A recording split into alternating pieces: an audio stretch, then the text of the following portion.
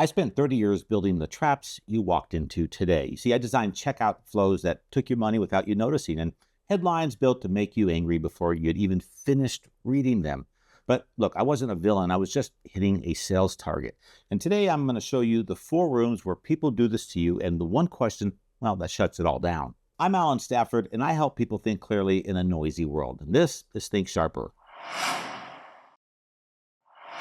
Look, I spent 3 decades in the room where influence gets designed, and now I'm going to show you how to see it coming. So by the time this video is over, you'll know all 4 rooms where this happens and the one question that works in every single one of those rooms. And our first room, room 1, is anywhere you spend money, which is almost everywhere nowadays. See, you've probably done this before. You signed up for the free trial, for example, told yourself you'd cancel before it charged you, and then you just didn't. You forgot maybe. Here's what it looks like. It's a free trial. It's generous, and it says cancel anytime. But let me tell you what's actually happening. See, they're not selling you the product. They're counting on you forgetting to cancel. In a study of 2.1 million people, the group that had to actively cancel their subscriptions stayed subscribed at 7 times the rate of the group that didn't have to cancel. And beforehand, when people were asked how likely they were to forget, they guessed way less than what actually happened. Now, to be fair, in that same study, roughly a third of people spotted the setup and got out before it ever charged them. So, in other words, this isn't hopelessness. It's just a fight you have to actually pay attention to win.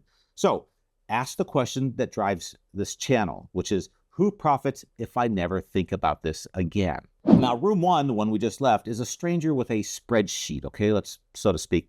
But room 2 is someone who knows your name and knows exactly which manners you were raised with. You see, room 2 is your daily conversation. Maybe it's a coworker cornering you by the coffee machine, or maybe it's a stranger who slides into the seat next to you like you already know each other. And here's what it looks like. Someone says the word we. We really need to deal with this, or we're on the same team here, right? See, what's actually happening is they're pulling you onto a team you never agreed to join. And yes, there's a name for it. It's called forced teaming. And the tell is your own manners in this case. See, the word we makes it feel rude to say no. So they're not asking you for something, they're assuming it. Now, the 2 rooms we just left, rooms 1 and room 2, run on one person at a time. However, room 3, it runs the same move on millions of people at once, and it gets measured to 2 decimal places. I'll explain. See, room 3 is your feed, your social media feed. You know the headline, right? Your thumb was just scrolling on its way to somewhere else, and then it stopped. Here's what it looks like. News you feel like you need to know. But what's actually happening is the headline you're seeing beat out other headlines for the same story. See, researchers tested over 100,000 headline variations. Each extra negative word raised the click rate by 2.3%. Nobody had to conspire to make you angry. Outrage just wins the test every single time until the test becomes the whole information diet.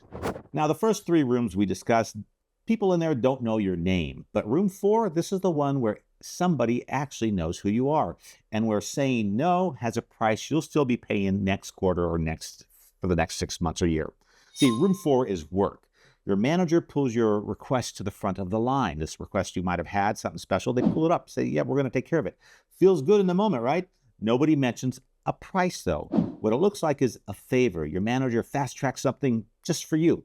So what's actually happening? Well, sometimes it's just kindness. It's literally kindness. But sometimes it's a debt they're opening without telling you. And here's the tell. See, a real gift is finished the moment it's given. If it gets brought up again 6 months later, well, they need something from you. And it was never a gift, right? It was a loan. And now they want you to pay it back. So here's the one question that works in every room, okay? It's who profits if I stop paying attention?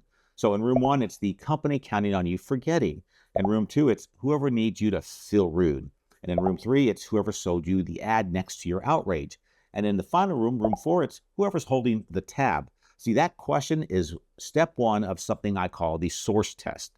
Now, I have the complete full 1-page version on my website. It's absolutely free, and it's at alanstafford.com. I'd recommend go get it and put it somewhere you actually can see it and use it. Look, I've written sales copy. I've designed checkout flows built specifically to turn optional add-ons into pre-checked defaults. And I don't consider myself the villain in that room. And that's the point here I'm trying to make. Nobody in those rooms thinks they're the villain. They just think they're hitting a sales target. See, you're not weak for falling for this either. You're up against people who do this for a living and who don't think of themselves as the bad guy either. And on that note, think sharper, stay sovereign.